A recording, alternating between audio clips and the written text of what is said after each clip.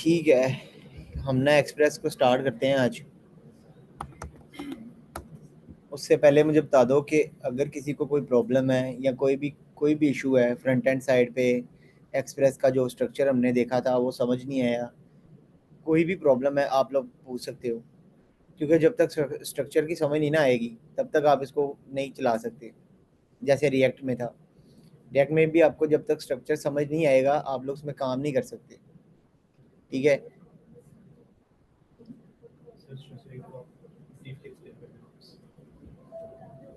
मैं दोबारा शेयर कर देता हूँ। ठीक है,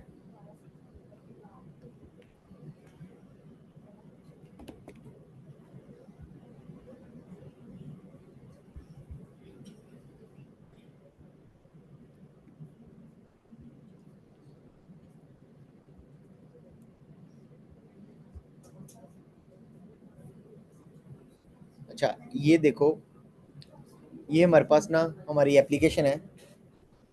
ठीक है, जो कि एज ए डिव के तौर पे मैं इसको यूज़ कर रहा हूँ। हमारे पास एक कंटेनर है जिसके अंदर सारी की सारी हमारी एप्लीकेशन जो है वो रैप हो। ठीक है, अब इसके अंदर क्या है, एक मेन फाइल है जैसे कि फ्रंट एंड साइड पे था। एक हमारे पास इसमें कंट्रोलर है। ठीक है, एक हमारे पास इसमें क्या है, राउट वो मॉडल्स हैं, मॉडल्स। ठीक है, और लास्ट में हमारे पास कौन सी चीज़ है, राउट्स। ठीक है, अब ना इसमें एक और चीज़ होती है जिसको कहते हैं मिडल वेयर। मैं नाम लिखता हूँ सबके भी। ये राउट्स है ना,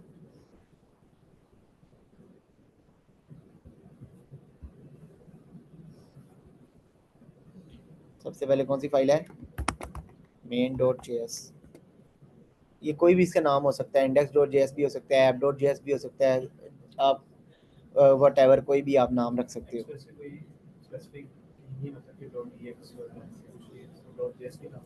डॉट जे एस में ही काम करेंगे। हमने अब जिस पे भी काम करना है ना, टोटल जैसे हम रिएक्ट पे काम कर रहे हैं तो उसमें भी डॉट जे एस एक्स, क्योंकि उसमें हम एक्सएमएल यूज़ करते हैं, एच टी एम एल के टैग्स यूज़ करते हैं, तो इसमें जे एस एक्स यूज़ करते हैं। बैक एंड साइड पे हमें एक्सएमएल टैग्स की कोई ज़रूरत नहीं है। ऐसे ही है ना, डिव टैग की कोई ज़रूरत है कुछ भी नहीं, क्योंकि हमने कोई स्ट्रक्चर नहीं बनाना बैक एंड साइड पे। सारी की सारी जावास्क्रिप्ट होगी, तो इसमें इसी वजह से हम लोग फाइल का नाम रखते हैं J S dot J S, मतलब file name dot J S. ठीक है, अब इसमें हमारे पास है मेन डॉट जे एस की फाइल। उसके बाद इसमें आ जाते हैं हमारे पास routes. Routes means API names. API names जैसे कि user slash create user, user slash get users, user slash get by ID user, user slash delete by ID user. समझ आ रही हो ना मेरी बात की। Routes dot J S, router जिसको कहते हैं वैसे। डन है। फिर हमारे पास आ जाते हैं कंट्रोलर्स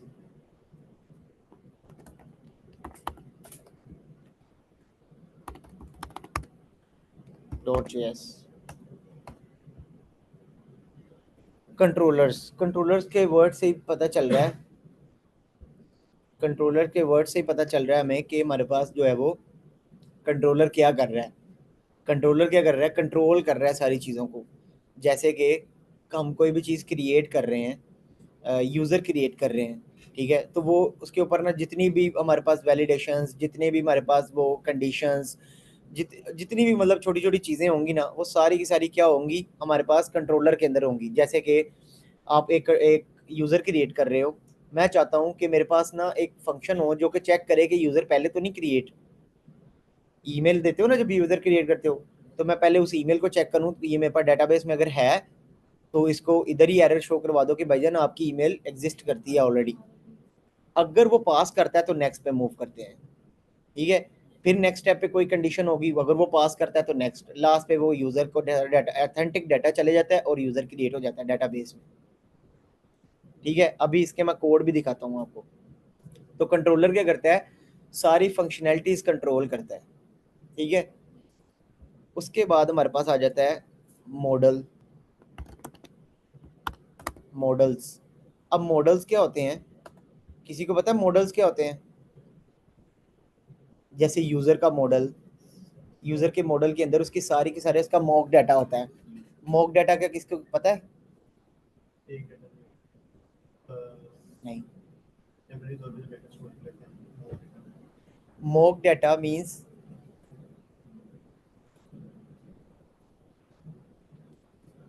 मॉक डाटा मींस हमारे पास क्या होता है, रिलेटेड डाटा, किसी भी चीज से रिलेटेड डाटा। जैसे कि यूजर से रिलेटेड डाटा कौन सा डाटा होगा? Mock data. जैसे कि ईमेल, पासवर्ड। Thank you.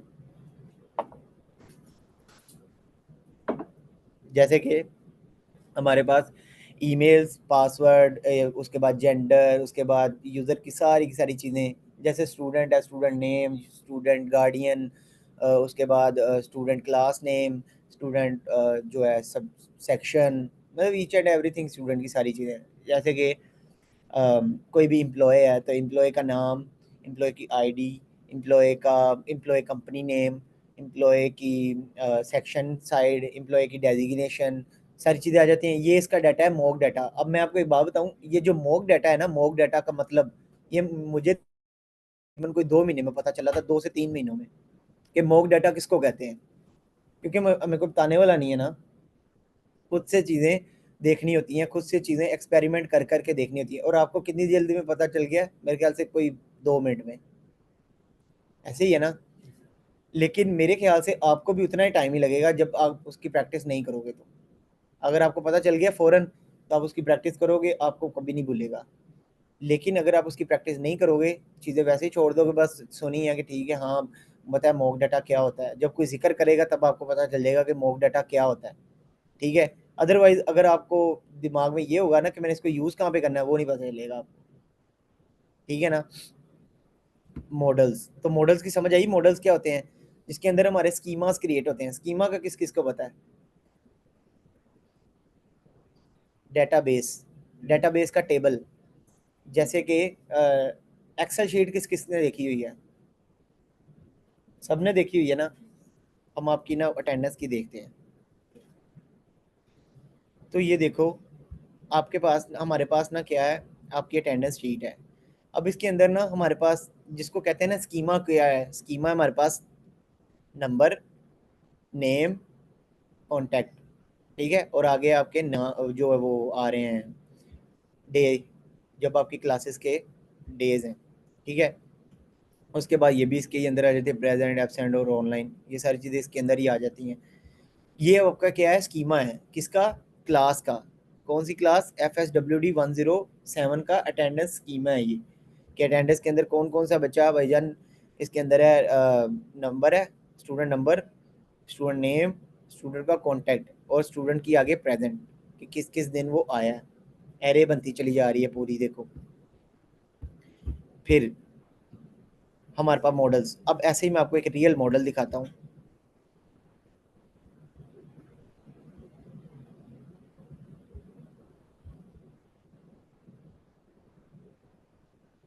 नज़र आ रहा है सबको?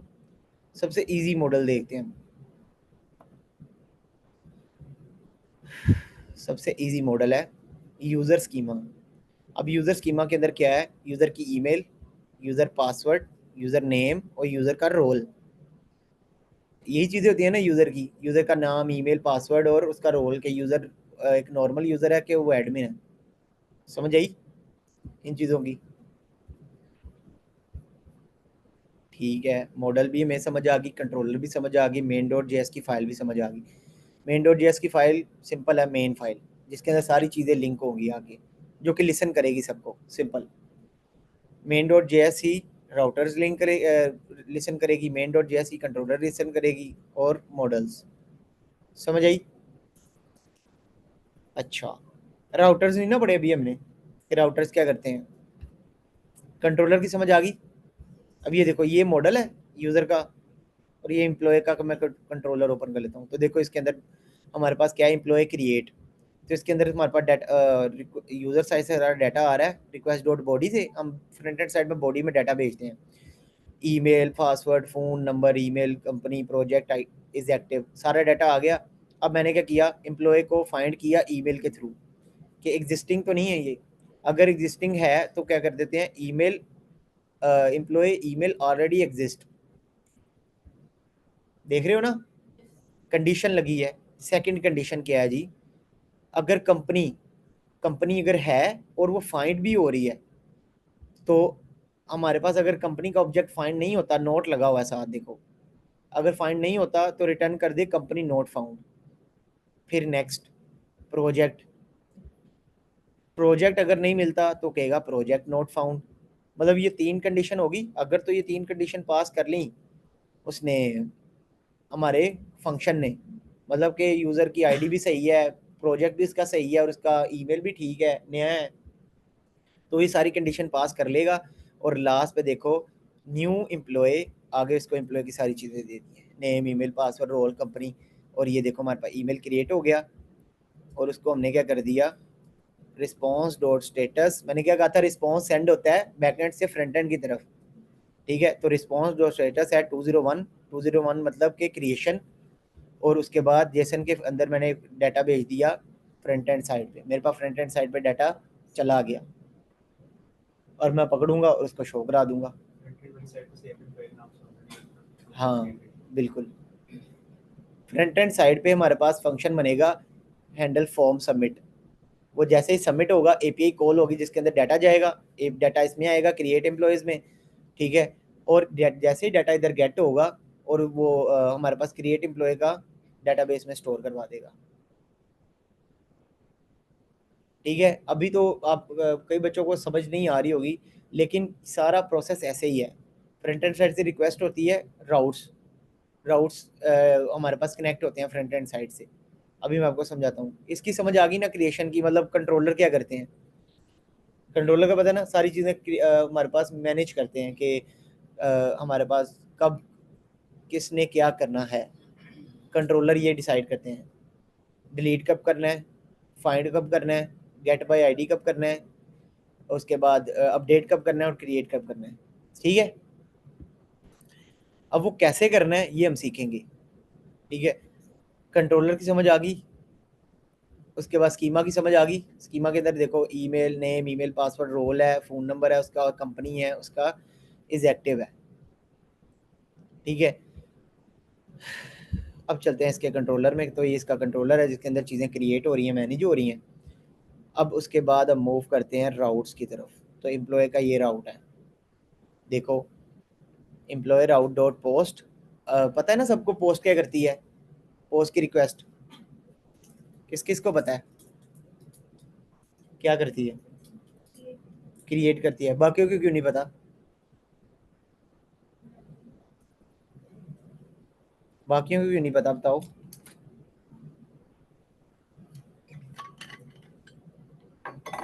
पता नहीं है क्रेड क्या करता है, क्रेड का पता है ना, क्रेड क्या करता है बताओ जरा,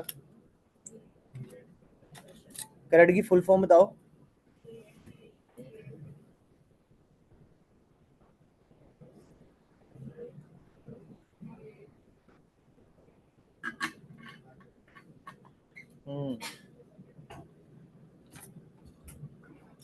क्रेड की फुल फॉर्म है create, CRUD, create, read, update और डिलीट। ये चीज़ें चार चीज़ें होती हैं ना, बैक एंड साइड पे हमारे पास चार चीज़ें होंगी। गेट, गेट का मतलब है रीड, मतलब सारी चीज़ें गेट कर रहा है ना, उसका काम और कोई नहीं है। गेट का मतलब है रीड। उसके बाद है आगे हमारे पास आ जाती है पोस्ट रिक्वेस्ट, POST, पोस्ट मतलब पोस्ट करना डाटा को, इसका मतलब है क्रिएट करना, पोस्ट क्रिएट करना। उसके बाद आ जाता है पुट, पुट का मतलब है अपडेट करना, ठीक है। और लास्ट पे हमारे पास आ जाता है डिलीट, तो डिलीट का मतलब है डिलीट करना। सबसे पहले क्रेड का C देखो तो वो क्या है, पोस्ट। R देखो तो वो है गेट, R का मतलब रीड है ना। उसके बाद U, अपडेट, ऐसे ही है ना। तो बैक एंड साइड पे पुट का काम करेगा वो। और तीसरी चीज़ आ जाती है, लास्ट चीज़ आ जाती है D, डिलीट। तो बैक एंड साइड पे भी डिलीट। तो हमारे पास बैक एंड साइड पे 4 से 5 किस्म की रिक्वेस्टें होती हैं। एक होती है गेट, दूसरी होती है डिलीट, तीसरी होती है क्रिएट, चौथी होती है पुट, और लास्ट पे होती है पैच, मतलब कि कंपेयर कर, मर्ज कर देना दोनों चीज़ों को। पैच अभी आप लोग ना भी करो तो मसला नहीं है वैसे। ओके, यहाँ तक क्लियर है सबको?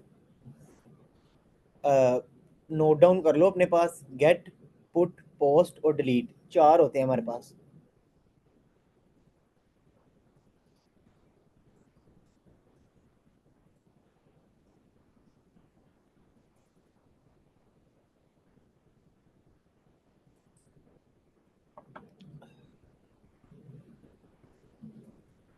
ये देखो इसमें सारे ही हैं, बल्कि पोस्ट की रिक्वेस्ट है, गेट की रिक्वेस्ट है, पुट की रिक्वेस्ट है और डिलीट की। उसके आगे भी देखो उसके ऑथेंटिक राउट्स के नाम लिखे हुए हैं।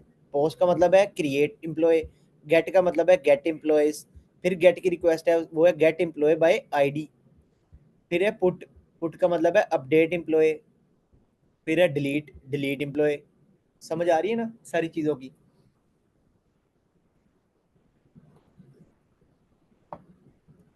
ठीक है, ये हमारे पास है राउट्स। अब इनको ही असल में कहते हैं एपीआई के नाम, एपीआई नेम। ठीक है, यही एपीआई के नेम फ्रंट एंड साइड पे हिट होते हैं। जैसे ही मैं हमारे पास क्रिएट एम्प्लॉय का मैं फ्रंट एंड साइड पे यूआरएल गेट करूंगा ना, मतलब कि हिट करूंगा, तो मेरे पास बैक एंड साइड पे उसका कंट्रोलर चलेगा। कौन सा? Employee controller dot create employee. जैसे ही क्रिएट एम्प्लॉय का हमारे पास कंट्रोलर चलता है, इसके अंदर हमारे पास क्रिएशन होती है डेटाबेस के अंदर। ठीक है, समझ आई ना इस चीज़ की, कैसे एक चीज़ें एक दूसरे के साथ लिंक हैं? अब इधर आते हैं, अब आपको इसकी समझ आएगी। हमारे पास सबसे पहले चलता है राउट। अब राउट के साथ लिंक होती है, राउट्स के साथ लिंक होते हैं कंट्रोलर्स, कंट्रोलर के साथ लिंक होते हैं मॉडल्स। उसके बाद एक और चीज़ होती है जिसको कहते हैं मिडल वेयर। अभी मैं मिडल वेयर को स्किप कर रहा हूँ, ये मिडल वेयर है हमारे पास।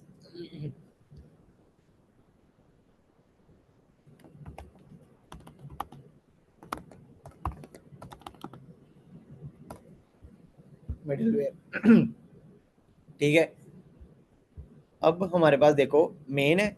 सबसे पहले मॉडल, मॉडल किस में कॉल होते हैं? कंट्रोलर में। कंट्रोलर किस में कॉल होते हैं? राउट्स में। और राउट्स किस में कंट्रोल होते हैं, यूज होते हैं? मेन में। देख रहे हो ना, सब एक दूसरे को लिसन कर रहे हैं। मेन राउट्स को लिसन करती है, राउट्स कंट्रोलर को लिसन करते हैं, जो कंट्रोलर्स हैं वो मॉडल्स को लिसन करते हैं। ठीक है, ये है हमारे पास सर्वर साइड के अंदर सारा का सारा प्रोसेस। अगर कोई बंदा जैसे कि मैं हूँ, मैंने फ्रंट एंड साइड से एक एपीआई हिट की है जिसका नाम है क्रिएट यूज़र, तो होगा क्या? सबसे पहले मेरे पास, मैंने क्रिएट यूज़र की एपीआई हिट की, मेरे पास मेन डॉट जेएस की फाइल चलेगी। यूसुफ, ठीक है, क्यों तो अभी भूख लग गई है? बिनिश अपना जो है माइक ऑफ रखो प्लीज, आपके घर के मसले हमें सुनाई दे रहे हैं।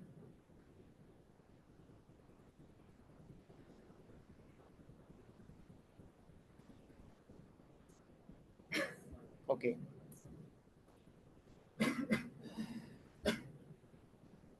ठीक है, तो फ्रंट एंड साइड से हमारे पास क्या है? फ्रंट एंड साइड से अगर कोई रिक्वेस्ट करता है, जैसे कि मैं आपको दिखाता हूँ, ये देखो, जैसे कि ये हमारे पास छोटा सा ना एक सिस्टम है। मैं कोई ना एक चीज़ क्रिएट करता हूँ, जैसे कि आइटम्स है, मैं आइटम क्रिएट करता हूँ। तो देखो हमारे पास ऐसा यूआई है ना, तकरीबन फ्रंट एंड साइड पे हमने भी ऐसा बनाया हुआ है ना। न्यू आइटम्स, न्यू आइटम में मैं क्लिक करता हूँ, उसकी सारी डिटेल आ जाती है। ठीक है, ये सारा का सारा उसका डाटा आ गया मेरे पास न्यू आइटम्स का। ठीक है, उसका नाम आ गया, उसका सारी चीज़ें आ गई, टैक्स आईडी आ गई। अभी टैक्स मेरे पास मैं कर रहा हूँ 5%, सेल है डिस्काउंटेड, डन है बाकी सारी चीज़ें भी, और मैं इसको सेव कर देता हूँ।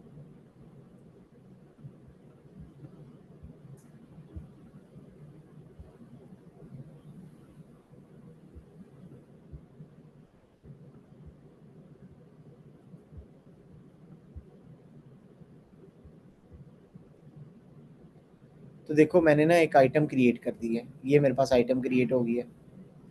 ये देखो अभी अभी मैंने ये आइटम क्रिएट हुई है। अब ये हुआ कैसे? जैसे ही मैंने उधर सेव पे क्लिक किया, मेरे पास एक एपीआई हिट हुई जिसका नाम था क्रिएट आइटम्स। ठीक है। अब क्रिएट आइटम्स, जैसे कि मेरे पास यहाँ पे देखो क्रिएट एम्प्लॉय है ना, यही हमारे पास यूआरएल बन जाएगा क्रिएट आइटम्स। जैसे ही वो यूआरएल हिट हुआ, उसने अपना कंट्रोलर कॉल किया। कंट्रोलर कॉल करने के बाद कंट्रोलर के अंदर जो फंक्शनैलिटी थी वो परफॉर्म होगी और हमें एक सक्सेस का मैसेज मिल गया। समझ आई? अब हम अपनी पेंटिंग पे चलते हैं। तो देखो हमारे पास फ्रंट एंड साइड से एक कॉल आई जो कि मेन में आई। हमारे पास एक ही फाइल रन हो रही होती है ना at a time, main file he run हो रही होती है। ब्राउजर जो है वो हमारा जो सर्वर है वो सिर्फ मेन फाइल को ही लिसन कर रहा होता है। मेन फाइल आई। अब मेन फाइल से उसने देखा कि भाईजान ये है यूज़र का बंदा है कोई, ठीक है, यूज़र स्लैश क्रिएट यूज़र वो कर रहा है, ठीक है। तो उसने देखा कि भाई यूज़र है, उसने यूज़र वाले कंट्रोलर को कॉल किया। और यूज़र वाले कंट्रोलर के अंदर कौन सा कंट्रोलर था, वो slash create user. Create user के अंदर वो आया। उसने देखा कि भाईजान क्रिएट यूज़र के पास कौन सा पड़ा हुआ है, क्रिएट यूज़र का कंट्रोलर। उसने क्रिएट यूज़र के कंट्रोलर को कॉल कर दिया, ठीक है। जैसे ही क्रिएट कंट्रोलर का यूज़र जो है उसके बाद डाटा आया, उसने सारा डाटा चेक किया कि भाईजान मेरे पास सारा डाटा ठीक है। उसने मॉडल में भेज दिया, ठीक है। मॉडल क्या है? डाटाबेस। असल में ये डाटाबेस होती है मोंगो की, जिसके अंदर हमारे पास टेबल क्रिएट होता है जाके। समझ आई? वो देखता है डाटा मेरे से रिलेटेड है सारा। तो उसको मॉडल क्या करता है, वो कहता है हमारे पास जो है वो डाटा ठीक है, मैंने क्रिएट करके इसको रखवा दिया। वो कंट्रोलर को बताता है, कंट्रोलर आगे राउट्स को बताता है और राउट्स आगे मेन को बता के फ्रंट एंड साइड पे रिस्पॉन्स भेज देता है। समझ आई? इस तरीके से ये सारी चीज़ें हैं।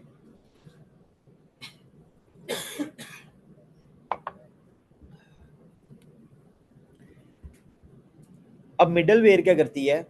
मिडल वेयर हमारे पास, मैं इसको रिमूव करता हूँ।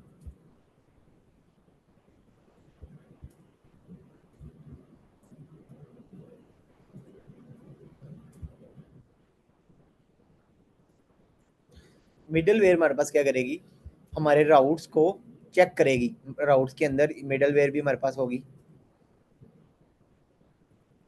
अब ये क्या करेगी, पास और फेल करती है मिडल वेयर कि यूज़र हमारे पास ऑथेंटिक यूज़र है या नहीं है। यूज़र जो है वो असल में लॉगिन भी करता है या नहीं करता। ये कोई फजूल बंदा तो नहीं है एपीआई हिट कर रहा है। ये कोई बोट तो नहीं है, चैट बोट। जैसे कि हमारे पास ब्राउज़र के ऊपर बोट्स आते हैं ना, ठीक है। तो असल कभी OLX किसी ने यूज़ किया है? OLX किस किस ने यूज़ किया हुआ है? मेरे ख्याल है सब ने यूज़ किया होगा। जब आप उधर अपना ईमेल नंबर देते हो डिस्क्रिप्शन के अंदर या कोई भी, तो आपको फजूल बड़ी कॉल्स आती हैं। अक्सर देखा हो आप लोगों ने, तो वो बोट्स होते हैं जो कि कॉल कर रहे होते हैं, एआई बोट्स, जो कि आगे बंदे के साथ उसको रेफ़र करते हैं। वो खुद ही नंबर डिटेक्ट करते हैं और आगे बंदों को रेफ़र कर देते हैं।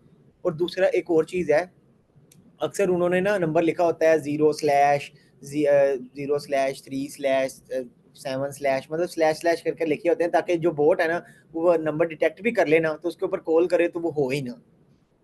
समझ आई? तो इस तरीके से चीज़ें चलती होती हैं। तो मिडल वेयर क्या करेगी, मिडल वेयर वो सारे बोट्स को चेक करेगी कि भाईजान मेरे पास जो बंदा आया है वो सही एपीआई कॉल कर रहा है।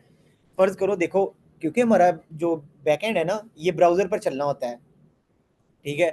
तो ब्राउजर के ऊपर जब लोड आता है ना, तो वो मिलियंस ऑफ अगर रिक्वेस्ट आ जाए ना, जिसको कहते हैं एसक्यूएल इंजेक्शन।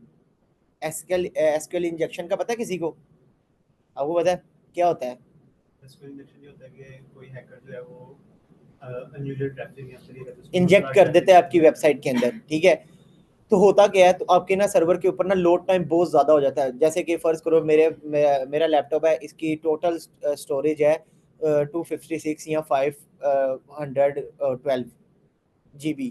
अगर मेरे पास 512 GB से ज़्यादा डाटा अब इसमें आ जाएगा तो क्या होगा, मेरा सर्वर स्टक हो जाएगा ना, मेरा लैपटॉप स्टक हो जाएगा, रुक जाएगा। इसके अंदर और रिक्वेस्ट आने की कोई सलाहियत ही नहीं होगी, ठीक है। तो जब हम बैकएंड पे अपना काम कर रहे होते हैं ना, तो हैकर्स होते हैं, हैकर्स भी होते हैं अक्सर। अब आप लोगों ने देखा होगा कि ना कोई भी एप्लीकेशन आप यूज़ करते हो, जैसे कि कोई अपर फाइबर कौन यूज़ करता है, कभी किसी ने ओपन किया है अपर फाइबर? अब ना उसके ऊपर ना क्लाउड फ्लेयर का एक वो आता है, जो है उसको क्या कहते हैं, नहीं नहीं इसको कहते हैं वेरिफिकेशन के लिए ना वो आता है कि भाईजान आप एक इंसान ही हो ना। कैप्चर आता है, हाँ कैप्चा आता है।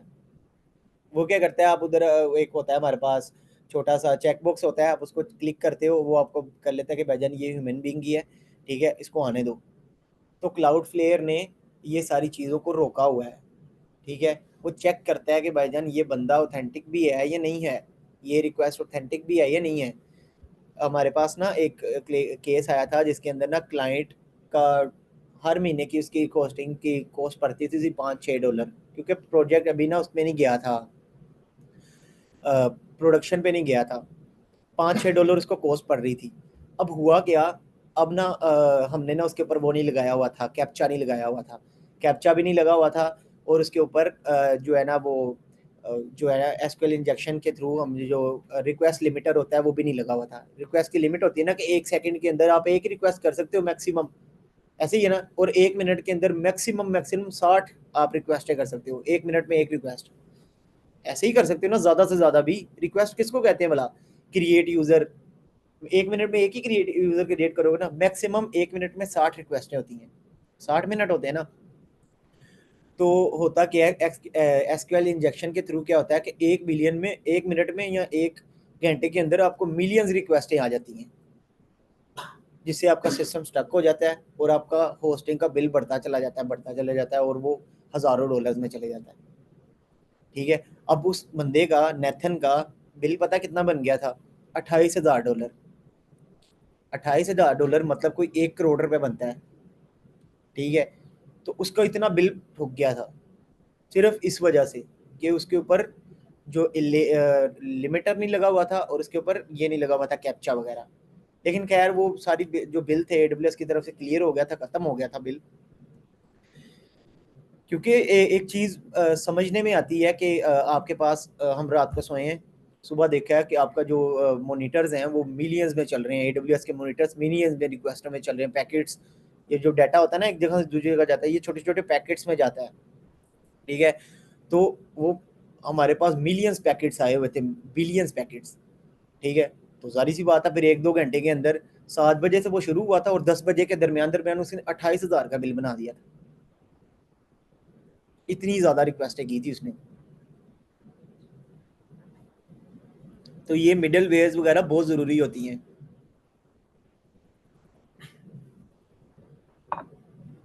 अगर मैं एक छोटे लेवल पे मिडल वेयर की बात करूँ ना, तो ये क्या करेगा, यूज़र को चेक करेगा कि भाईजान यूज़र सही भी है या नहीं, यूज़र के पास टोकन है या नहीं। अगर मैं बड़े लेवल की मिडल वेयर की बात करूँगा, तो भी मैंने क्लाउड फ्लेयर का बताया, ये चेक करता है कि ये ह्यूमन भी है या नहीं, ठीक है। ये जो बंदा रिक्वेस्ट कर रहा है, ये वेबसाइट के अंदर आ रहा है, ये ह्यूमन भी है या नहीं। मतलब छोटे लेवल की मिडल वेयर, बड़े लेवल की मिडल वेयर, और इससे भी प्रो लेवल की मिडल वेयर्स होती हैं। समझ रहे हो ना मेरी बात को? और सेम राउट्स जो हैं वो हमारे पास किस में कॉल हो रहे होते हैं? मेन डॉट जेएस में। समझ आई इस चीज़ की? तो आपके पास सारी सर की एक सारी चीज़ें। क्वेश्चन है। बिल्कुल करो। सर हमारा आपने जैसे बात की कि वो ऑटो रिफ्रेश जो है वो नहीं हो सकता, मतलब एक जो यूज़र है जो अगर बड़ी वेबसाइट है तो उसने क्लाउड पे लगाया हुआ है, तो एक यूज़र एक ही दफ़ा जो है वो अटेम्प्ट कर सकता है लॉग इन करने की या फिर उस वेबसाइट को विजिट करने की। तो हम नहीं, ये मैंने तो देखते नहीं हैं। कहा नहीं तो ऐसा। नहीं, फिर आप यही कह रहे हैं ना कि ट्रैफिक जो है वो एक यूज़र की तरफ से एक ही दफ़ा जो है वो आ सकती है ना, मतलब बॉट जो है वो ज़्यादा ट्रैफिक नहीं लेकर आ सकते, उसके लिए फिर हम या तो एसक्यूएल यूज़ करते हैं या मिडल वेयर यूज़ करते हैं। नहीं नहीं, मैंने ये नहीं कहा। मैं देखो, मैं ना इसकी सादा एग्जांपल देता हूँ। गेम्स किस किस ने खेली हुई हैं? चारों ने खेली है ना। पबजी का सबको पता होगा ना, सबको पता है। उसके अंदर एक बटन होता है, फायर बटन होता है ना। फायर बटन को क्लिक करके रखते हो तो वो क्या होता है, फायर चलते रहते हैं जितनी भी आपके पास होती हैं मैगजीन में। और अगर 40 गोलियां हैं, तो आप उसके ऊपर ट्रिगर करके रखोगे ना, तो अगर तो वो ऑटो गन है ना, तो वो 40 की 40 गोलियां एकदम ही निकाल देगी। ऐसे ही है ना, ऐसे होगा ना। या ऐसा करेगी कि पहले एक गोली चलेगी, वो बंदा मार के आएगी, फिर चलेगी। ऐसे नहीं ना होता, ऐसे होता है या नहीं? एक गोली चलती है, उसको नहीं पता कि ये किस लिए यूज हो रही है। चल रही हैं 40 गोलियां, चल रही हैं पूरी, ठीक है। ऐसे ही फर्ज करो एक बच्चा है जो कि पेमेंट के बटन के ऊपर बैठा हुआ है, पेमेंट, या फिर ऐसा कोई के भाईजान कोई बिल बनाने के लिए कोई बच्चा बैठा हुआ है, बटन को क्लिक करी जा रहा है, उसको तो नहीं ना पता क्या हो रहा है। वो बस क्लिक करी जा रहा है, सेंड हुई जा रही हैं चीज़ें, क्लिक करी जा रहा है, सेंड हुई जा रही हैं चीज़ें, ऐसे होता है ना। जैसे कि कैमरा, नॉर्मल नॉर्मल एग्जांपल है, बच्चे फ़ोन पकड़ लेते हैं और उनके ना आधे सर की तस्वीरें होती हैं, ऐसे ही है ना। तो वो क्लिक करी जाता है, उसको नहीं पता क्या हो रहा है, लेकिन जो तस्वीरें हैं वो क्लिक हो रही होती हैं, इमेजेस क्लिक हो रही होती हैं, स्टोरेज फुल हो रही होती है, ऐसे ही है ना। अब यही एग्जांपल, अब एक ह्यूमन बीइंग को पता है कि यार एक ह्यूमन एक टाइम पे या एक 15 मिनट के अंदर या 10 मिनट के अंदर वो मैक्सिमम ना 5 यूज़र क्रिएट कर सकता है। मैं अगर बैठा हूँ ना, 5 बंदे बैठे हैं, वो अपनी फुल स्पीड से यूज़र क्रिएट कर रहे हैं ना, तो वो मैक्सिमम ना 1 मिनट के अंदर या 1 घंटे के अंदर 10 या 20 यूज़र क्रिएट कर सकते हैं, ऐसे ही है ना। लेकिन ये बात मानने में आती है कि वही रिक्वेस्ट 1 मिनट के अंदर मिलियन दफ़ा चल गई है, ये तो नहीं ना बात मानने में आती। तो इन चीज़ों को ट्रैफिक के लिए, इन चीज़ों को ट्रिगर करने के लिए, पकड़ने के लिए हम जो है वो मिडलवेयर का यूज़ करते हैं। ऑथेंटिकेशन जिसको कहते हैं, 2MFA का पता है किसी को? मल्टीपल फैक्टर्स ऑथेंटिकेशन, ठीक है। तो इसके अंदर क्या होता है, आप ईमेल लगाते हो, पासवर्ड लगाते हो, आपकी मेल पे एक OTP आता है, OTP आने के बाद आप अपनी वेबसाइट के अंदर एंटर होते हो, ऐसे ही है ना। AWS को कभी लॉगिन करना, वो 3 चीज़ें लेता है। वो पहले ईमेल भी लेगा, पासवर्ड भी लेगा, उसके बाद आपको ना करैक्टर्स फाइंड करने करवाएगा आपसे। करैक्टर फाइंड करके मतलब जो है वो आप देखोगे कि भाईजान ये 2 है, ये 7 है, ये अंदाजे से, मतलब इतना क्लियर नहीं होता, लेकिन इतना क्लियर होता है कि आप थोड़ा बहुत समझ जाते हो कि ये 7 ही है। मतलब आप एक कोड लगाते हो, उसके बाद आपका 2MFA कोड आता है, ठीक है, आपकी मेल पे आता है, जो कि आप उठाते हो, लगाते हो और फिर लॉगिन करते हो। ये उन्होंने क्यों किया? क्योंकि उनके पास बिलियंस ऑफ यूजर्स हैं। कितने यूजर हैं? बिलियंस, मिलियन नहीं, बिलियंस ऑफ यूजर्स उनके पास हैं। तो मुझे बताओ, एक टाइम पे बिलियन यूजर इकट्ठे रिक्वेस्ट करेगा तो क्या होगा? गया ना। ये चीज़ों को मैनेज करने के लिए चीज़ें होती हैं, ठीक है। ये स्ट्रेटजीज होती हैं यूज़र को पकड़ने के लिए कि यूज़र गलती ना कर सके, ट्रैफिक ना ज़्यादा हो, जो है हमारे पास जो है अननेसेसरी रिक्वेस्ट ना हो। ये हम अपने लेक्चर से बहुत आगे चले गए हैं आज, ठीक है।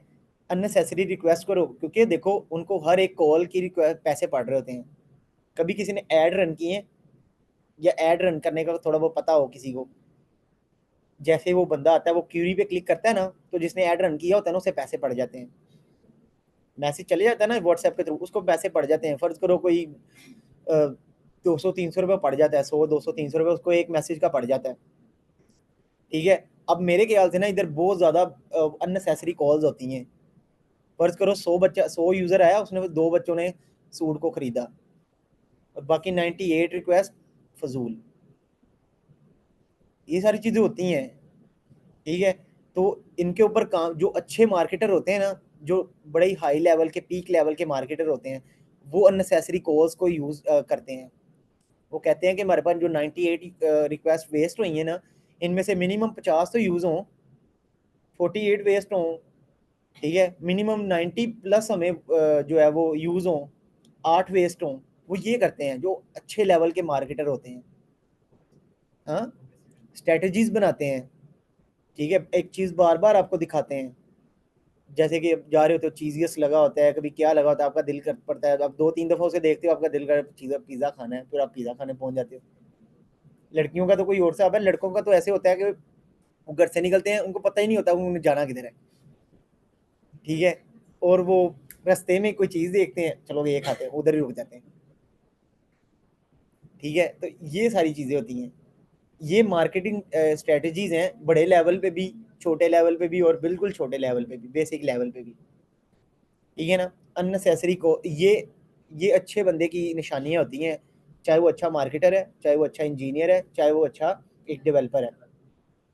ये अच्छे बंदे की निशानी होती है जो कि कॉस्ट कटिंग के ऊपर काम कर रहा होता है। जो बंदा शुरू से कॉस्ट कटिंग का माइंड सेट लेके चलता है ना, वो बड़ी अच्छी चीज़ बनाता है, और उसकी बड़ी अच्छी जो है ना वो सैलरी लगती है, ठीक है। ये जब आप जाओगे ना छोटी मोटी कंपनीज के अंदर, उधर ये चीज़ आपको देखने में नहीं मिलेगी। उधर होते हैं चौधरी साहब, जो कंपनी के CEOs होते हैं ना, वो होते हैं चौधरी साहब, उनके पास थोड़े बहुत प्रोजेक्ट आए होते हैं, और वो सुबह आते हैं रात को सुकून से अपनी सारी प्रोडक्शन देखते हैं, सही चल रही है, बस ठीक है वो जा रहे हैं, ठीक है। लेकिन जो अच्छी कंपनीज होती हैं जिनके डेडिकेटेड सीईओज होते हैं वो क्या करते हैं, वो अपनी एक एक चीज़ को देख रहे होते हैं, अपने पूरे विजन को देख रहे होते हैं, हल्की सी भी लाइन ब्रेक ऊपर नीचे होती है वो उसी टाइम उसको सही करते हैं। टीम लीड का काम कर रहे होते हैं कि मेरी टीम को कहाँ पे प्रॉब्लम आई है, मैं उधर जाके इसको रिजॉल्व करना है, ठीक है ना। ये चीज़ें अच्छे बंदों की होती है और मैं यही कहता हूँ कि मार्केट के अंदर अच्छे डेवलपर्स बहुत कम हैं।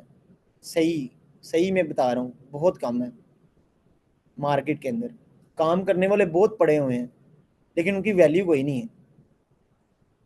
वो जब एआई ने काफ़ी चीज़ें और सही कर दी तो वो रिप्लेस हो जाएंगे।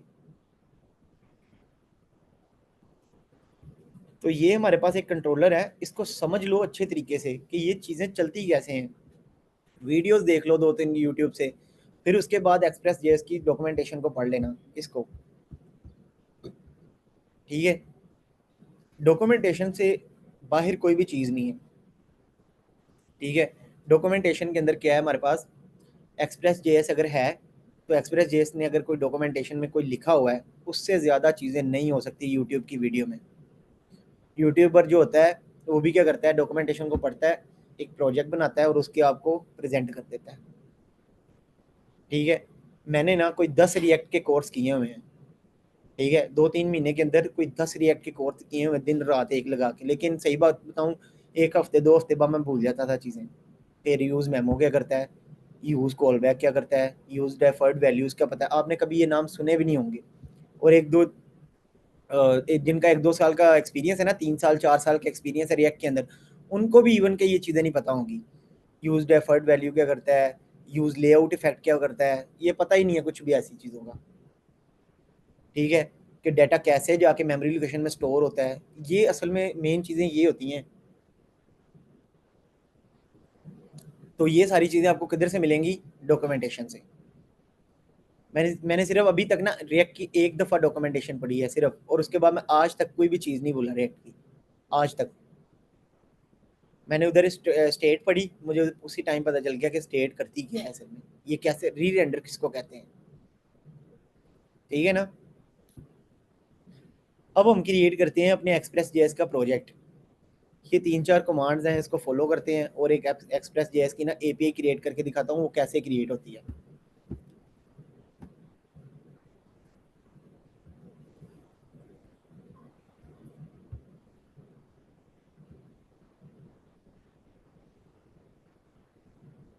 ये हमने रिएक्ट का यहाँ तक अभी तक हो गया। अभी हमें रिएक्ट के अंदर और एडिशनल चीज़ें करने की ज़रूरत नहीं है। अब हम क्या करते हैं, बैकएंड एक बनाते हैं, बैकएंड के नाम से फोल्डर, ठीक है। अब मैं क्या कर रहा हूँ, उसको ओपन करता हूँ टर्मिनल में।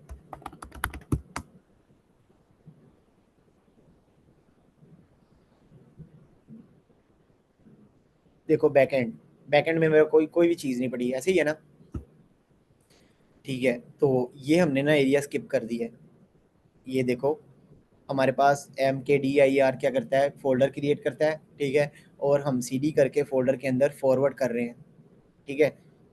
ये हमने स्किप कर दिया है। अब देखो एक कमांड है जिसका नाम है use the npm init command create to the package.json file from your application for more information. मतलब और इन्फॉर्मेशन के लिए ना आप जो है ना इसको देख लो कि package.json की फाइल असल में करती क्या है। package.json की फाइल एक इन्वायरमेंट बनाती है जो कि आपके पूरे प्रोजेक्ट को लिंक करके रखती है। ये बताती है कि आपने रन डेव रखना है या npm रन स्टार्ट रखना है, यहाँ पे आपने रखना है स्टार्ट या npm, कुछ भी आप लोग, ये बताती है package.json की फाइल। इसके अंदर ही आपके प्रोजेक्ट का रियल नेम होता है और यही ब्राउज़र के ऊपर शो हो रहा होता है। हम ना npm init करते हैं,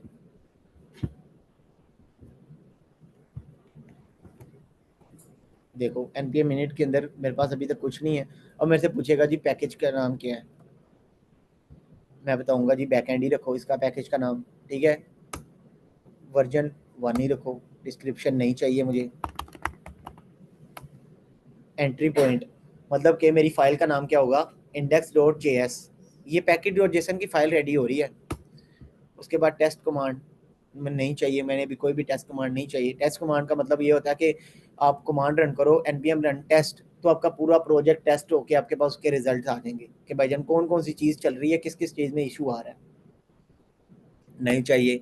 गिट रेपोजिटरी किसी के अभी नहीं है, गिट रेपोजिटरी पे नहीं ना हमने काम किया, अभी कुछ भी नहीं किया ना, तो गिट रेपोजिटरी भी नहीं चाहिए। कीवर्ड्स नहीं चाहिए, कोई भी हम वो नहीं कर रहे, एसईओ वगैरह नहीं चाहिए।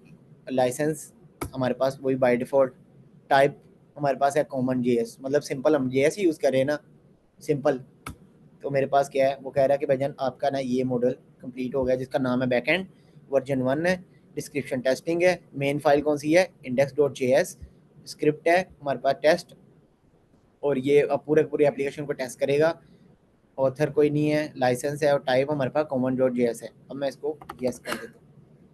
अब मैं इधर आता हूँ तो देखो हमारे पास एक package.json की फाइल क्रिएट है जिसके अंदर वही एक ऑब्जेक्ट आ रहा है। ठीक है, डन है। npm init हो गया। अब उसने एंट्री पॉइंट वगैरह बता दिया था कि भाईजान आप index.js ही रखना। अब देखो this command prompt to the number of things such as the name of the version of your application, मतलब एप्लीकेशन का नंबर, नेम और जो है वर्जन वगैरह सेट करने के लिए यूज़ होती है। उसके बाद for now you simplify hit the return accept the by default most them following दो दी।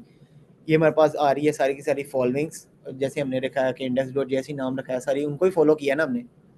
अच्छा, वो कह रहा है कि एंटर app.js और whatever what the name of the main file to be, मतलब कि जो आप मेन फाइल रखना चाहते हो, app.js रखना चाहते हो app.js रख दो, server.js रखना चाहते हो server.js रख दो, index.js रखना चाहते हो index.js रख दो। ठीक है, मेन फाइल का नाम कोई भी रख सकते हो आप। मैं जो रखता हूँ ना वो index.js ही रखता हूँ। मेन फाइल रिएक्ट भी हो चाहे बैकएंड हो, मेन फाइल index.js ही है। ठीक है, और ये हमारे पास रिटर्न करती है पूरी पूरी एप्लीकेशन को। अब करना है हमने क्या करना है, npm इंस्टॉल express.js। मैं इधर आता हूँ और इसको मैं कॉपी करके इसमें पेस्ट कर देता हूँ। अभी देखो हमारे पास एक ही फाइल है ना। अब देखो नोड मॉड्यूल भी आ जाएगा, पैकेज और लॉग की फाइल भी आ जाएगी, और हमारे पास इसमें express.js भी आ जाएगा। अभी नहीं है ना express.js इसमें, ये इंस्टॉल हो गया इंस्टॉल। तो देखो हमारे पास नोड मॉड्यूल आ गया, पैकेज.json की फाइल आ गई, नोड मॉड्यूल ये है, पैकेज.json के अंदर डिपेंडेंसी क्या आ गई है, एक्सप्रेस। ठीक है, अब हमारे पास एक हमने ना क्या करना है, अपने पास नेक्स्ट पे चलते हैं इसको। लेकिन मैं इससे पहले ना एक चीज़ क्रिएट करना चाहूँगा जिसका नाम है, फाइल का नाम index.js। यही हमारे पास मेन फाइल है ना, जो कि ये लिसन हो रही है, ये देखो index.js, ये रही। अब मैं नेक्स्ट चलता हूँ तो देखो वो कह रहा है हेलो वर्ल्ड एग्जाम्पल, कि हमने क्या करना है, अपने कोड को हेलो वर्ल्ड में चेंज करना है। मतलब मैं अपने कोड को रन करूँ तो मेरे पास रिटर्न होना चाहिए हेलो वर्ल्ड। अब रिएक्ट के अंदर हम इंपोर्ट करते थे IMPORT, इंपोर्ट करके और आगे उसका पाथ देते थे और वो इंपोर्ट हो जाती थी। लेकिन बैकएंड के अंदर हमारे पास ये इंपोर्ट वाला चेंज है थोड़ा सा, इसके अंदर रिक्वायर्ड करना पड़ता है चीज़ों को, रिक्वायर। ठीक है, अगर मैंने एक्सप्रेस को करना है इंपोर्ट तो मुझे रिक्वायर करना पड़ेगा एक्सप्रेस को। अगर मैंने उसको किसी, बाकी आगे वेरिएबल्स ही हैं, एक ही चीज़ इंपोर्ट हो रही है जिसका नाम है एक्सप्रेस। ठीक है, मैं इसको कॉपी करता हूँ और अपनी index.js की फाइल में पेस्ट कर देता हूँ। ठीक है, अब देखो इसमें कौन सी चीज़ें हैं, दो चीज़ें हैं, एक हमारे पास एप्लीकेशन है एक्सप्रेस की और दूसरी है पोर्ट।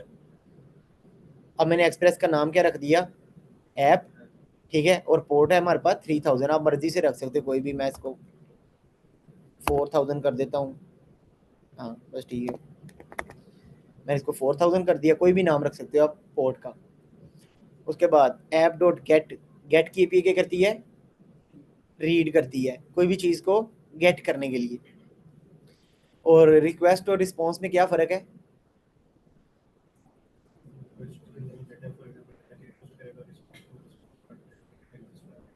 बताओ मुझे, मुझे आवाज़ नहीं आ रही।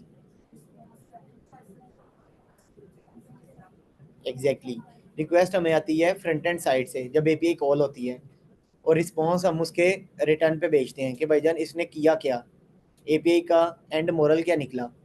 क्रिएट यूज़र था तो उसका सक्सेस मैसेज भेजेंगे और साथ उसका डाटा भेज देंगे जो उसने क्रिएट किया था। ठीक है, और ऐप को लिसन करवा दिया लास्ट पे, ऐप डॉट लिसन पोर्ट है हमारे पास 4000 और आगे हमारे पास एग्जाम्पल कोड है। अब मैं इसको रन करता हूँ तो रन बड़े आराम से हम इसको कर सकते हैं। सिंपल नोड की फाइल को हमने लिसन करवाना है, जैसे कि index.js की फाइल को लिसन करवाना है।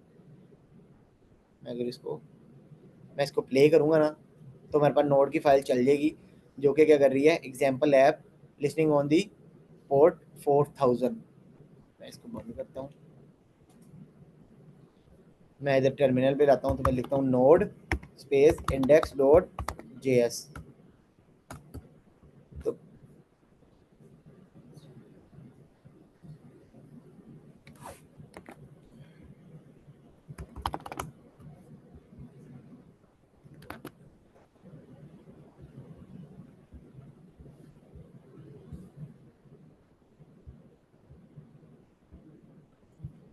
ठीक है, अब मैं इधर लिखता हूँ नोड स्पेस index.js, एंटर करता हूँ तो मेरे पास देखो example app listing on the port 4000, मतलब मेरे पास इंडेक्स की फाइल रन हो गई है। ठीक है, अब मैं ब्राउज़र पर चलता हूँ, लोकल होस्ट 4000 एंटर करता हूँ तो देखो मेरे पास हेलो वर्ल्ड आ गया, मतलब मेरे पास स्लैश API चल गई है। अब मैं ना अपना पाथ चेंज करता हूँ।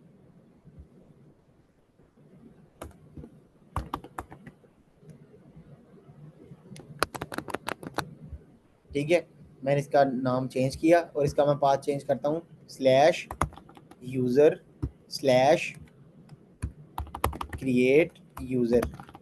ठीक है, मैंने इसका पाथ ये रख दिया और इसका मैं नाम रखता हूँ हाय और आगे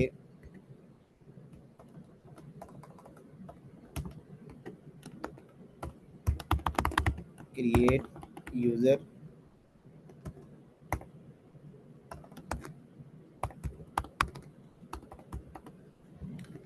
ठीक है, मैंने क्या किया, मैंने इधर मैसेज चेंज किया और मैंने पाथ ऊपर चेंज कर दिया। अब मैं ना अपने इसको दोबारा से रन करता हूँ। अब मैं इधर चेक करता हूँ, मेरे पास 4000 है, स्लैश चल रहा है ना इस टाइम। मैं एंटर करता हूँ तो कहेगा कैन नोट गेट स्लैश। अब मैं इधर वही लिखूंगा पाथ ये वाला।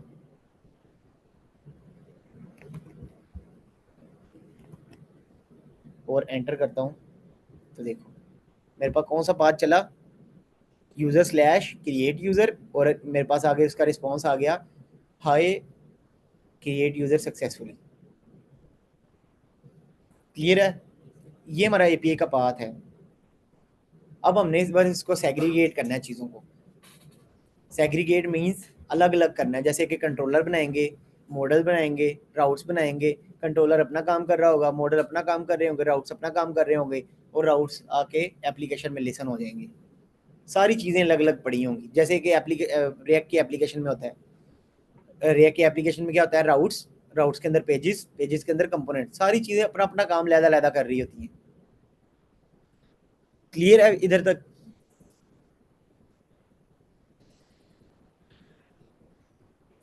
अगर यहाँ तक किसी को कोई प्रॉब्लम है तो वो पूछ सकते हो आप लोग।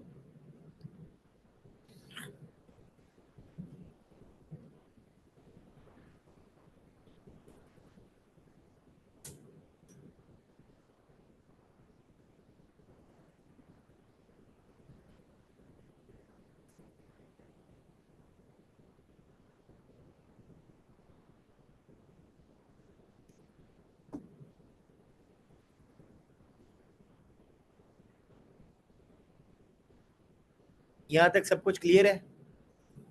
पक्की बात है? अगर इधर तक किसी का कोई क्वेश्चन है तो वो पूछ सकता है।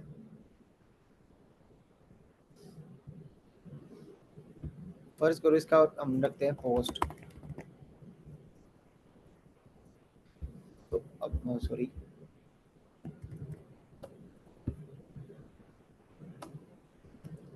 वो देखो हमने स्लैश की पेज लाई, हमने मेथड नहीं ना कॉल किया। बाय डिफॉल्ट ब्राउजर का मेथड होता है गेट का, क्योंकि हम गेट कर रहे होते हैं ना चीज़ों को।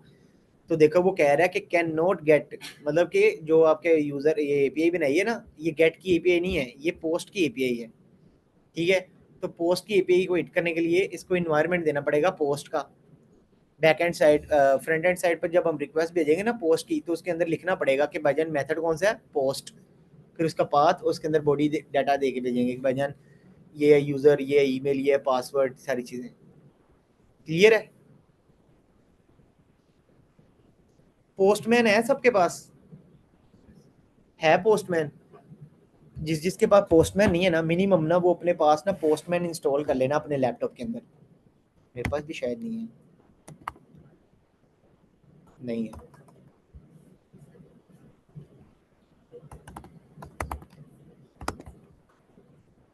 पोस्टमैन देखो, the world's leading API platform.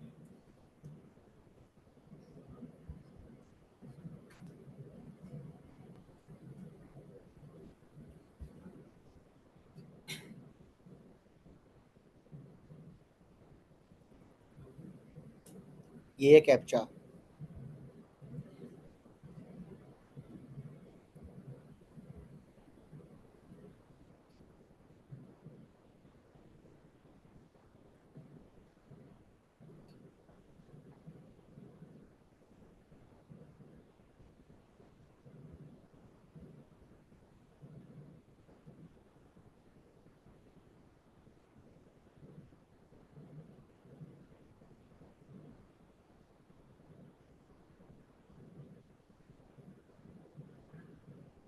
ठीक है, अब ये देखो, ये मल्टीपल प्रोजेक्ट्स हैं जिसके अंदर मेरे पास चल रही है रिक्वेस्टें। अब ये देखो, अब ना ये मेरे पास पोस्टमैन है, ब्राउज़र बेस्ड पोस्टमैन है मेरे पास, ठीक है। और अब मैं इसमें क्या करता हूँ, गेट की जगह मैं करूँगा पोस्ट, और अपना ये यूआरएल कॉपी करूँगा और इधर ला के मैं पेस्ट कर दूँगा, लोकल होस्ट /4000 क्रिएट यूज़र। और बॉडी के अंदर मैं कुछ नहीं भेज रहा, पेरेंट्स में कुछ नहीं भेज रहा, सारी चीज़ें वैसे ही हैं, और मैं इसको सेंड करता हूँ।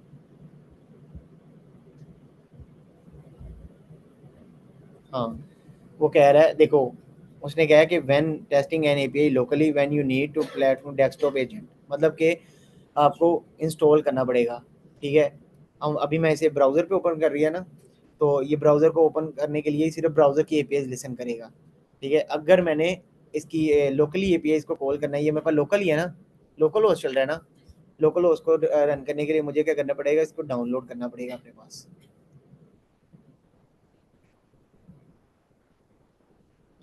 आप लोग भी कर लेना अपने अपने एंड से, सिंपल सा है, अकाउंट क्रिएट करना होता है बस।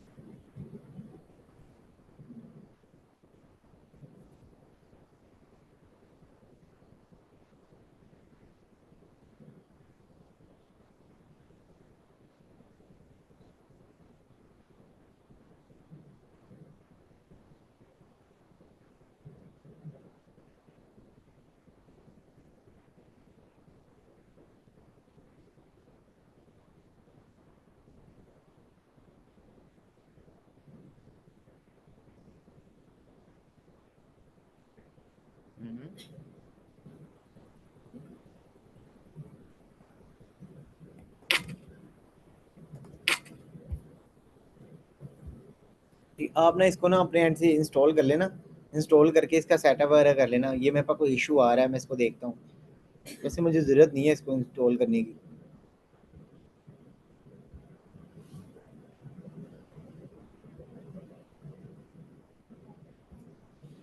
ठीक है, आप लोगों ने अगर कोई एपीआई कॉल करनी है, गेट करनी है, बस इसका अपने पास इंस्टॉल कर लेना। कल इसको देखेंगे कि किस तरीके से हम जो है वो स्लैश एपीआई कैसे चलाएंगे, स्लैश क्रिएट यूज़र की कैसे चलाएंगे, पोस्ट की रिक्वेस्ट में क्या फ़र्क होता है, गेट की रिक्वेस्ट में क्या फ़र्क होता है, पुट की रिक्वेस्ट, मतलब मेथड्स हमारे कितने इंपॉर्टेंट होते हैं।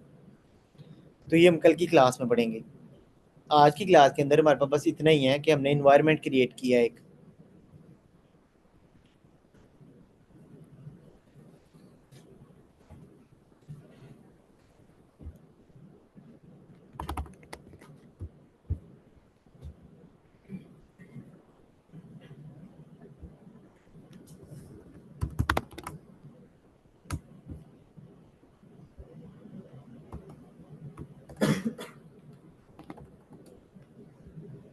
कैन नॉट गेट,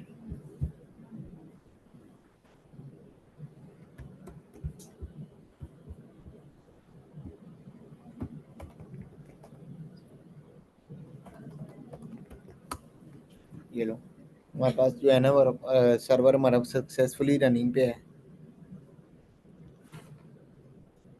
हम ना रिक्वेस्ट को भी एक दफ़ा वो करवा के मैं दिखा देता हूँ आपको कि रिक्वेस्ट को कंसोल रिक्वेस्ट के अंदर क्या क्या आ रहा होता है। रिक्वेस्ट को मैं कंसोल करवा रहा हूँ।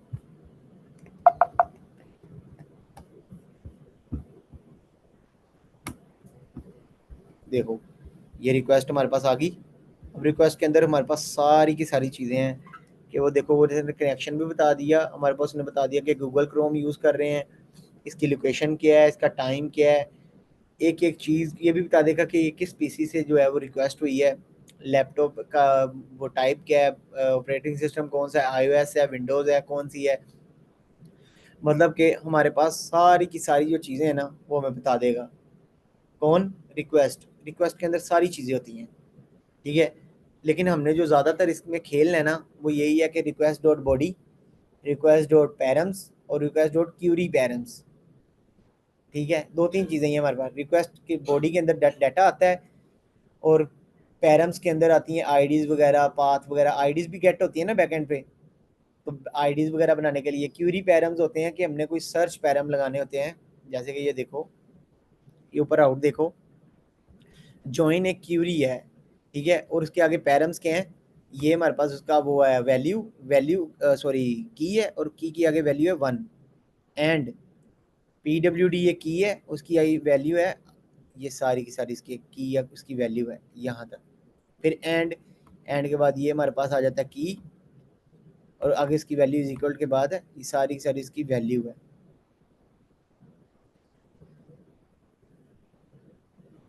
देख रहे हो ना?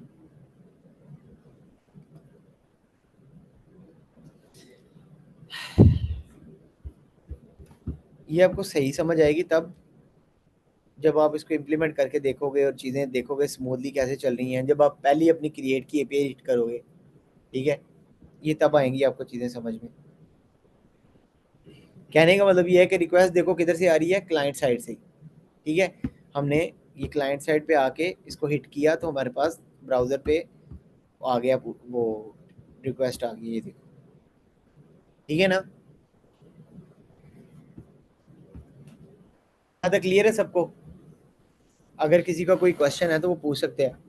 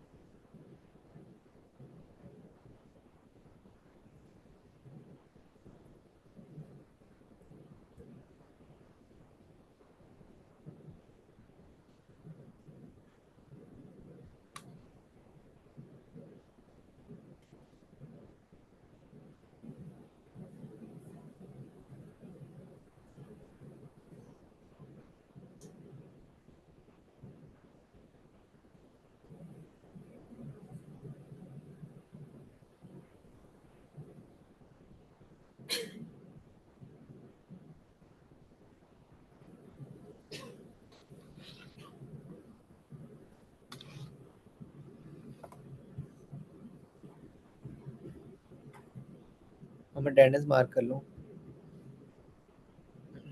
ये अटेंडेंस तो मार्क कर दो यार।